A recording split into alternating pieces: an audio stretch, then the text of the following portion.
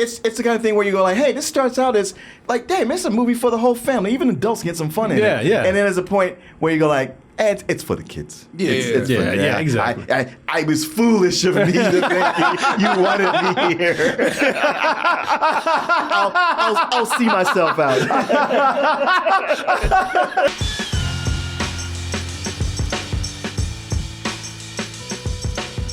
Martin hates these minions, boy. So you know what? They need to make a movie where you the villain going up against these minions, man. Minions versus Martin. Martin has been dreading this day. Yeah. This movie's out. Inevitable day. You know what's gonna happen? Mm-hmm. Shit, the whole time we were making our way to the movie. Even when we were sitting down, I looked at you a little bit because I sat a seat down from you, and the whole time Martin had this. Well, let's get this shit over with. Look, yeah, I gotta do it. So. But Martin, you talk about this all the time, man. The '70s were your period, baby. That was your decade. You know what I'm saying? Sitting, and now they're making this movie, Minions, in a decade that you can relate to. Mm. You know, so now that they're in the period where you grew up and they talking about things that you were kind of groovy with back then, man. Uh-huh. Is this the time that you're going to finally say, look at these minions and say, yes, I can dig it, baby. These minions are righteous. All right, let's not get ahead of ourselves. I don't know. I grew up just as much in the 80s. Yeah. I don't know, Daddy-O. You know, we'll see. We'll see. You know, I heard a little giggle or two come out of you, man. I don't think so. I heard something. There's a lot of people sitting around. Might have been me. You know, you've been ratting everybody out tonight. I'm gonna rat you out. I heard him giggle just a little bit. Julian was sitting between the two of us. That might have been me. No, that wasn't you. No, I know the Martin giggle. There it is, right there. Man, I ain't saying nothing. I saw them shoulders moving a little bit. Keep your eyes off my shoulders. Don't worry about my shoulders. Well, I wasn't gonna look at you, but I was like, did Martin laugh in a Minion movie? Oh my God, is this the one that broke him? Because usually that's how Martin look at Minion movies. Goddamn Minions! I wish they had been in this shit. Plus, y'all, the other thing is that this is about a very young Gru, and this is the period where he tries to get his start in villainy by stealing a magical medallion from the most notorious villainous league out there. What are they called? The Vicious Six. And the only thing that can save him is the crew that he actually fired just a few hours before. The Minions. He told him, he said, you know what?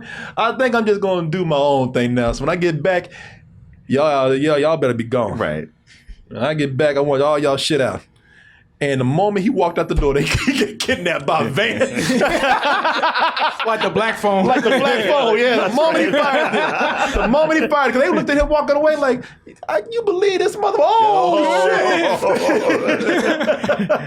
Shit. Are we still fired? I feel like we're not. Yeah, man. So now it's up to the Minions. They say, hey, you know what? Thing is, if we can get him back, we can rescue him, then we get our jobs back. Sure. And okay. Plus, they love him. We still love him. You know, we can't be mad at him. So maybe understanding Gru's motivation that made him the despicable person that he is today, Martin.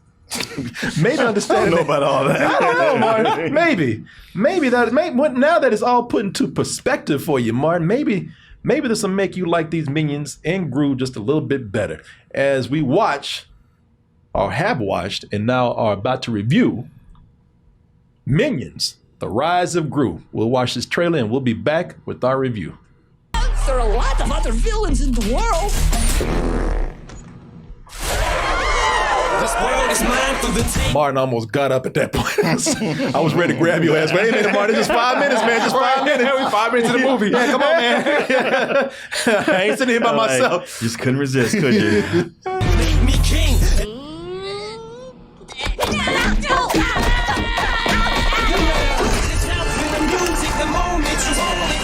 Laughing his ass off. I'm just looking at Martin. Martin is not entertained by none of this. Shit, Mars be thinking his life right now. I can't do this shit no more. That's cool. So you hear that now? I'm gonna tell you something. There's things like this. If you like it, Martin gonna be mad at you. Oh shit! Yeah, shit. I remember the day Martin gave me an ass whooping for liking, for just liking Teen Titans. Shit, we were laughing during Teen Titans, and when I got out, we did the show. Martin did this shit. Liking that bullshit. So I just prepared myself. When I like something, he don't like it, I'm just like, all right, let me tread. All right, let's not exaggerate. There ain't no exaggeration.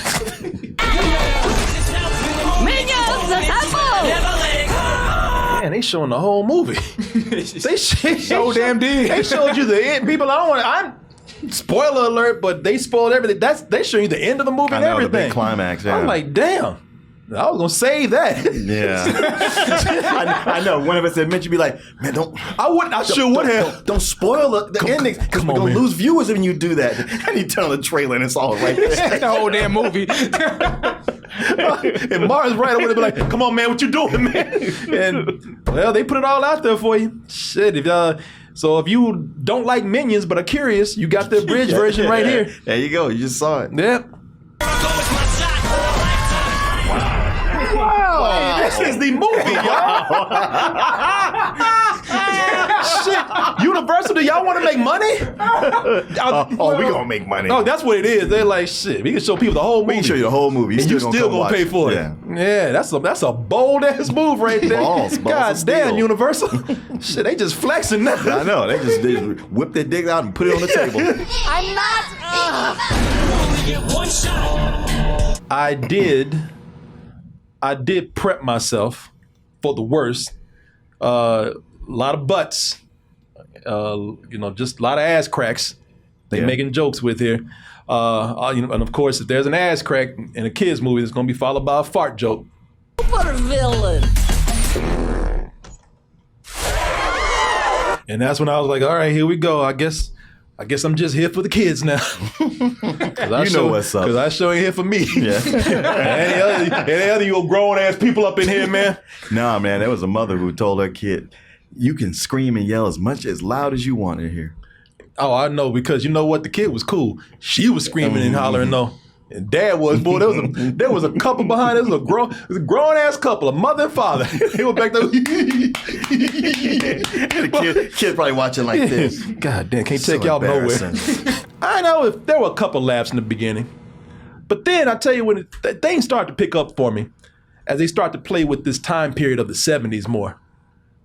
And that's where I started to get some laughs. 70s is always a fun period to play in. And right here, now, they ain't doing anything really, extraordinary or very original, not at all. Here, they're doing the usual 70s stuff. You see a van with a peace sign on it. They got the typical styles, lots of feathery hair and mustaches. And, Black characters are all blaxploitation down. Yep. They got the music and they got the lingo. Somebody stops the movie to go like, can you dig it? Even though that was a movie from the 80s. Yeah. But hey, all right, who's keeping count, right? And it's fine for a kid's movie. That's cool. And the villains in here, they were all right. I will, as far as the villains go, they were mostly formed after a pun and whoever the celebrity voice was. Right. Because you got a lot of celebrity voices in here because that's what Illumination does. That's what Universal does. That's what DreamWorks does. Right. You want some story, go to Pixar. Unless you're watching Lightyear. But everybody else is about celebrity voices and quick gags. And right here you can see you got Taraji P. Henson and Jean-Claude Van Damme. He's somebody called Jean-Claude. Lucy Lawless is Nunchuck. She's a nun with nunchucks. Danny Trejo is Stronghold. Dolph Lundgren, Svengeance, because he's Swedish. So you see what they're doing. But I'll tell you, and I'll tell you the only one that was really, really kind of getting to me, and it didn't piss me off or nothing, but Taraji P. Henson as Bell Bottom. Because, she was just kind of being too sassy black. You know, talking like Pam Grier. Yeah, Foxy Brown or something like that. She's more Cleopatra Jones, yeah. So, you know, well, she had the biggest part. Yeah. I mean, she seemed to be the, by default leader of the group. Yeah, and no, she was. And it didn't bother me, you know. I'm just saying that if anything, if I had a criticism of any of the people on that team, none of them really get that much screen time. She's the one that gets the most, and she's, just sashaying it and everything's blacking it up. Who the you talking to? You know, you think you can be a villain? That kind of thing. But I think that the characters do have cool designs, and I think that once you see them animated, they're not taking up a whole lot of the movie, at least at the beginning. They're kind of fun to watch in action. They're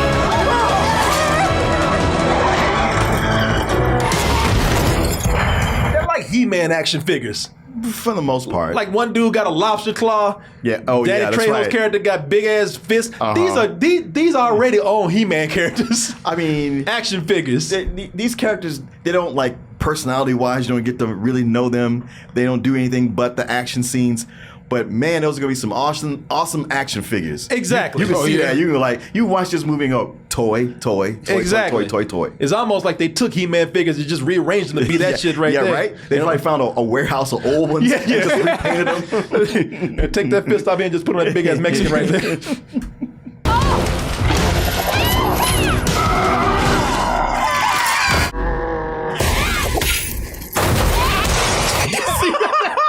That's what that kind of stuff made me laugh right there. Because that nun was being so cool till that car came towards her. Please look. Come on. When I was watching, I thought that's what they did to her. Did they do that later? Did they? I feel like they They burned that afro right off her ass. not with her, with somebody else. I thought you were going to come back bald and blacker. Oh, me, oh, my. Alan Arkin plays his old villain. Wild Knuckles. Called Wild Knuckles. And he had me laughing. His knuckles are wild. He just did one thing, and he became my favorite character in the movie. He had some henchmen, and one of them decided to mouth off a little too much, and he slapped the shit out of that dude. And he said, "Say something else." And that dude was even like, "Oh." He's actually pretty. Alan Arkin does, as far as the voice acting, does a great job. With his character. He really does. It took me a while to even figure out that was him. But everything with that character, like you, I liked him. But Alan Arkin's his voice acting went a long way. Well, Alan Arkin, because he ain't doing no crazy voice. He ain't trying to do anything too goofy or funny. He just grumpy ass Alan Arkin. And that was actually cool. He's so mad. Some dude say, "Hey man, when we getting paid?" He's like, "Shut up." A reasonable question too. Yeah, reasonable question. It was fun. It was. I was like, damn, man. He has a right to ask that. You promised to pay him. You get paid when I tell you gonna get paid. A little afro puff on his head. Yeah, I love that character, man. I love how everybody's got a gimmick, but his is just fighting. Yeah, he's straightforward. I don't need no lobster claws. I don't need no. I don't need no disco outfits or nothing. No roller skates. Like a biker, and I'll beat your ass. Shit. All I need are these old ass hands right there. That's why I call them Wild Knuckles, bitch. And meet my sidekick, backhand. Stop it. No, you want to talk. Yeah, now who want to get paid? Right? I shut up. I think that this is a little bit more focused than a lot of these spinoffs, because I think the reason why is because this is an origin story. And, when an origin story, those are, you always see people say, including us, that the origin stories are sometimes the best part of a series, Sure.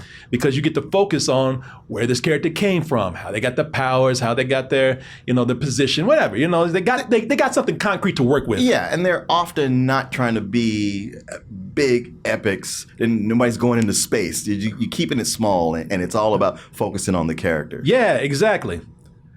And even like the minions more here, man. because the Minions, they used to be just a bunch of spastic sight gags. And that's why kids love them, but sometimes I can get a little annoying. And now they seem a little more story-oriented here, which in turn, it kind of makes some of their gags funnier. Because a lot of their gags felt random.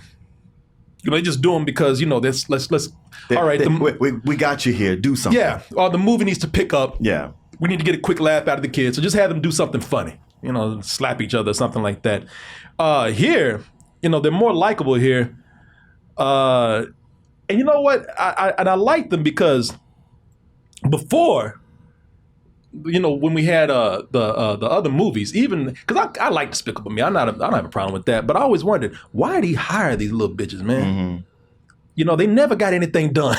Yeah, I know. You think, well, strength in numbers, they have to get something right eventually. Yeah, they never get anything done. It's like he just has a preschool where the parents never pick up their kids.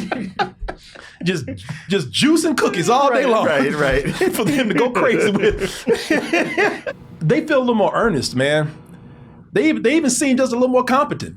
I don't know what happened with them later, but here maybe that's it. They're the opposite of humans, where over time they get dumber. Yeah, maybe that's the case, because here they seem like they kind of know what they're doing. They show them building layers and all this kind of stuff. All of them actually seem like they're a little smarter. They're a little more likable, except for Jerry. And I think that is Jerry. Jerry's a little pudgy one who's always, excuse my language, always, yeah. You can count on him to fuck up. Yes. It's one of those characters where there's a point where you go like, listen, if you depend on him again, that's on you. That really is. It's like all the times they would tell Screech, all right, Screech, just make sure you do this. And it's like, oh, Screech, what did you do? It's like, nah, that's on you guys. No, that's on y'all. Now, I think, I don't know, they focus on like 3 or 4 of these Minions. I think that's Carl, Kevin, and Stuart. I'm not sure. Now, these Minions here, they kind of have their shit together. They're good. Jerry's the stupid one. The only one dumber than Jerry is Gru, because he keeps asking him to do things. Mm-hmm. knowing important things. Yes. Like the most important thing that needs to be done. And all these other smart Minions are around, but for some reason, Jerry, go get that medallion. Well, I mean, it was his fault, so... Now, if I was Gru, I would take Jerry out back and put a bullet in the back of his head. Because Jerry gonna end up ruining the whole organization. You just have to not depend on him. You go, Jerry, I need you to. You know what? No, never mind. Carl, come here. You take this. I didn't even think about that. Just don't ask him to do anything. Yeah. Me, I'm just like, no, Jerry gotta die. If he's actually ruining all of Gru's plan, that kind of makes him the hero of the movie, because he's thwarting the villain. So like, yay. If only these movies were smart enough to play it from that angle. That would turn everything around. Wow, we just wrote an actually good, a better version of all this of this right here. What if he was the actual hero by accident? By accident, yes. They're all funny. I know Martin don't want to hear this, but man, to me they were funny this time, and maybe it's because they're working on me, man. Because these Minions, man, these little bastards, they're manipulative, man. They're emotionally manipulative. Yes, they are. Yes. Yeah, you've had people like that in your life. I know, and they get me every time. Why you think I keep talking to all these crazy people out there? Right. Shit, let a minion come to me. They be all over this house, man. I'd be like, yeah, man, you little bastards. They know what they're doing. And I fall for it every time. One of the funniest gags in the movie shows him being just emotional con man. Oh yeah. Yeah, man. But they got me. There was a scene in here that melted my heart, man. It was about 2 or 3 of these little ass Minions. They had nightmares, and they wanted to come in and sleep with Gru. Good night. Good night. And Gru didn't want to let him in the bed at first. Gru was like, no, not tonight. I have something to do tomorrow. And I was like, man, they're scared and they can't sleep. Let them in the bed. Damn. And let them sleep together. Yeah. Get out of my bed. I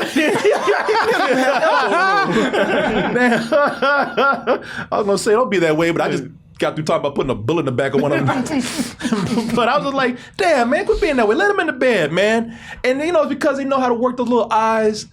Yes, do they, boy? They know how to work them eyes. Ooh, they know how to work those eyes, especially I think Stewart, because he got one eye. Oh yeah. So he gotta put extra work in. Straining. Yeah. He got big vein blood showing up on his forehead. He only got one eye, so he got to do twice the work. So I felt, man, they got me every time. I was sitting there thinking, wow, this is the movie that kind of... I never hated the Minions as much as you did. And there were a lot of times they made me laugh. But then as these movies went along, it was kind of like, you know, again. The gimmick is over now, you know, the joke's done. Running out of ideas. Yeah, exactly. The well's running a little bit dry right here. But this is the one where I was like, damn, they're actually doing some clever things with these characters. They're actually doing story-driven sight gags instead of just random sight gags. But I wouldn't say instead of. I would just say also. Well, that's what I was going to say. But they are minions. Yeah. And minions gon' minion. Yes. It's only a matter of time before that ADD kicks in, or whatever kind of attention deficiency they got, and they just start looking around the room, getting distracted, and just start running all over the place, and it's just and that's why I was like, here we go. There are several points where the movie just said like, hey, let's have the minions have a little adventure, a little side adventure, and you're like, weren't we on a path with a story? Yes. Well, we were on a path, and that path split into 5 different directions. I was like, how many subplots am I juggling at this point? Boy, and this is what happens all the time. And like we can only get the attention of these minions for so long. It's like, it really is like trying to keep a bunch of toddlers or cats or ferrets together. You can only keep the attention for so long. And we had a story. The story is about how Gru wants to be a villain, so he's going to, goes to the Vicious Six, steals a medallion. Now, that's a simple ass story, but hey, it's a story. And they're after him. He steals from them to prove his worth to them. But when he does that, it gets him in a lot of trouble. And the 70s stuff is being played in the story well. We're focused on his mission here, the danger that he's put in. We got a rescue mission with the minions, but and another separate villain who's got his own tail. And another, that's right. There's another villain who's actually adding an extra layer of danger in. So we got enough to work with. But the problem is, Gru left these little bitches. He left them unsupervised. Because the moment that van comes by and picks Gru up, and the moment he's gone, them minions just start. I know. And they just go crazy. And it's like the movie didn't know what to do. they run out of story. Yep. When these minions are left unsupervised, they run out of story and they don't know what to do, and it loses its focus. Yeah. Because these minions ain't got no focus. You know, it's the third act. Shit, not even third act. Second act. Yeah. Second act is all over the place. It's bouncing off the damn walls. So you heard me giggling. I was actually laughing out loud at points. I was shocked. I was like, I'm actually kind of enjoying this. It was like a burp for you. Excuse me. I know. I was like, what does that sound? Every so often, his stuff was funny. And the 70s stuff, I was like, man, everybody loves to play in the 70s playground and just have the costumes and all. I was like, some of this is cool. Yeah. Now, some of this, I just saw this in The Bad Guys, so I don't know how many points you get for that. But, throughout this, I'm like, I think they're doing all right. And they hit that second act, and I'm like, okay, what just happened? Everybody going their separate directions. Yeah. We were kind of on a roll here. We were doing well. I was like, I'm impressed. Yeah. Shit, y'all got these minions to settle their asses down. Yeah, okay, you're right. Cool. It was more focused. The jokes were more focused. But something happens where little dumbass Jerry, he goes off with some motorcycle dude, and they have a road trip. Oh my God! And then Oh shit, I forgot about that. Me too. I forgot to hit a little adventure with them too. and the rest of the gang, Carl and Dave and Stuart, whoever the hell they are, they go to Chinatown. Of course, they go to Chinatown. They meet a random woman. Really, this woman ain't no character in the movie. She's just there to teach them kung fu. Yep. Now I tell you what happened here. Don't forget they flew an airplane too. Oh, did you know? I forgot about that. Because that was when I noticed. I was like, Wait, they're all just like pilots flying a commercial jet? What? I was like, That's right. They also had to get to San Francisco, so they hijack a plane. they're like goddamn like the Taliban, man. no telling what happened to the original pilots. Yeah, here goes Jerry on his road trip, the motorcycle dude, and and there's all these subplots, man, and some of these gags are just like I said, man. They have small bits of funny moments, but they're not even subplots that we're talking about here. What you got here, they're not subplots, they're stretched out gags.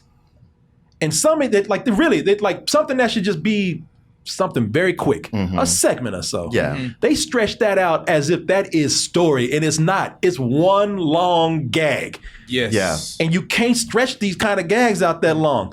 And they said, "Watch me." Yeah. Bullshit. Yeah, that karate part, boy. And when then they just get lazy in some of these parts. I mean, it starts out kind of funny, but then that's what it looks like when the story starts losing its track. That's what grew up. That's what you got. You go, yeah. It gets to a point where these things, man, when they start stretching them out, so it starts out kind of funny because it's related to the story. They stretch it out. All right, you got a random gag in here. That's kind of funny. And then you get to the point where it's so thin now that now we're just relying on just kind of pointless, slapstick, physical gags. And I'm just, really, but you kind of laughed at this, but it gets so lazy at a certain point that it just gets to a certain part where they just banging their heads on shit. Doubt tells me I cannot break this wood.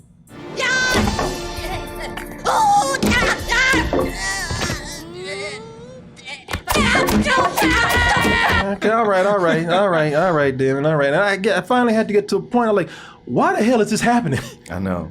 If he had just banged his head one time, it would have been funny. A couple of times. I'll even give him a couple of times. I'm like, where the hell are we going with this? And I'll tell you why they did it.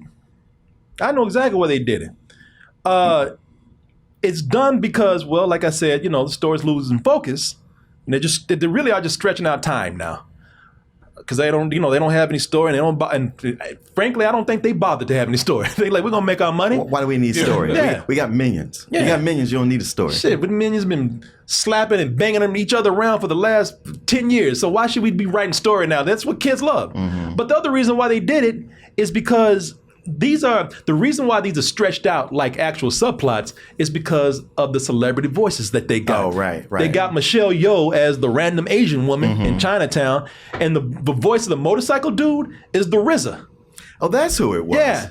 Okay. Yeah, so they got the RZA of Wu-Tang Clan, formerly of Wu-Tang Clan, and Michelle Yeoh, who you just saw in Everything, Everywhere, All at the Same Time, whatever it was. And so, they got all these big celebrity voices, and since they got them, they're like, well, shit, we're going to milk these. Mm-hmm. And so they elongate these sections to pretty much, I guess, take advantage of the celebrity voices that they got. At least that's my guess. That's the only thing that makes sense, because with those segments, especially those two segments, they would have been fine, but they went on way too long. Yeah, that's what I was saying. Like the karate part just goes on way too long. Yeah, man, this should have been cut off. And it's the kind of thing where a real editor, a dedicated editor, would look at it and go, "It's slowing things down. We're losing focus on the main mission." But they're like, hey, we don't care about that. They don't care. A writer would have said, this is not necessary. This is a gag. Because it's funny for them to go to, maybe a little stereotypical, maybe a little racist, I don't know. But it's funny for them to go, because what they're doing is they're trying to. It's hacky. It is. Maybe if they just, it could have been worked some kind of way where they go to Chinatown and they need to figure out how to say Gru. So they just learn Kung Fu. It could have been a funny one-off joke. Mm-hmm. It could have, do a montage if you want. Yeah. It didn't need to be that long, man. And I would tell you, this character might be my favorite character in the movie, but they got the oddest storyline. What's his name? Wild Knuckles. because the whole story of Wild Knuckles, look, this might be a little bit of a spoiler, but he's the one that kidnaps Gru. I don't ask why. If you go see the movie, you'll find out why. But at some point, now nearing the third act, Gru just gets Stockholm syndrome. Yeah, and he just starts like really starting to like his kidnapper, his captor, and that's almost like the original Despicable Me. That's a whole movie. You're right. It seemed like the movie was about the Vicious Six. Gru versus the Vicious Six. And then somewhere it became about all these other things.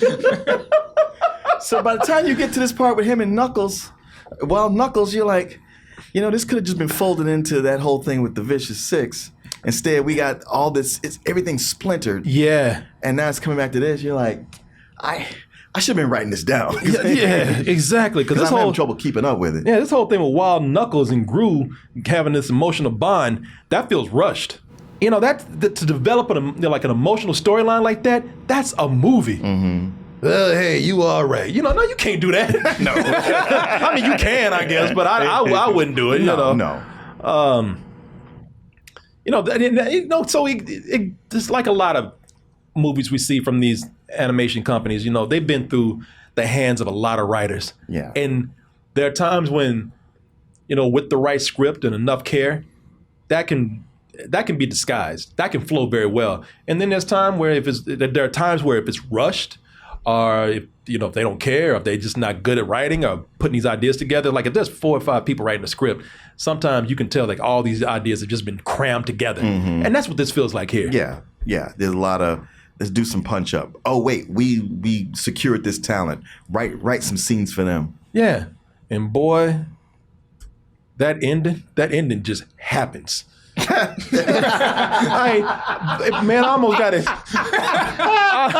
almost got to give them credit for having no lead up to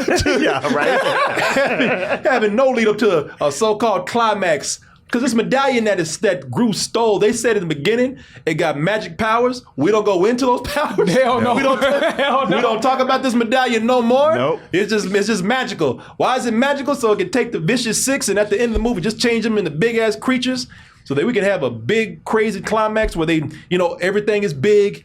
All the creatures are big and colorful and they're just tearing up stuff. You stole from us and now you're gonna pay. Oh, you thought I was serious? Oh, you could just kill them. I mean, all the villains just killed Gru. I know they're villains. Yeah, it's another one of these. This happens all the time with somebody. They rescue the magic MacGuffin, and now I have all the power. And what are you going to do with it? I'm going to do something real stupid with it. I'm going to do something you never imagined because you're smarter than me. Boy, there was no lead up to this at all. We don't know why they wanted this. We don't know what they were going to do with these powers. Not at all. Besides just turn people into goats and chickens and shit. Really no lead up to this at all. We just need to end things big. That's all it was. I'm like, what really? How did I really ask myself? How did we get here? I stopped asking by that point. What was I doing? I'm stupid. What was I doing? I'm being very harsh and critical on this because, these movies do this all the time. And this movie actually started out better than a lot of these. When I say these movies, I'm talking about the Despicable Me franchise. Mm-hmm. This started, I think, stronger than a lot of the movies and sequels that they had.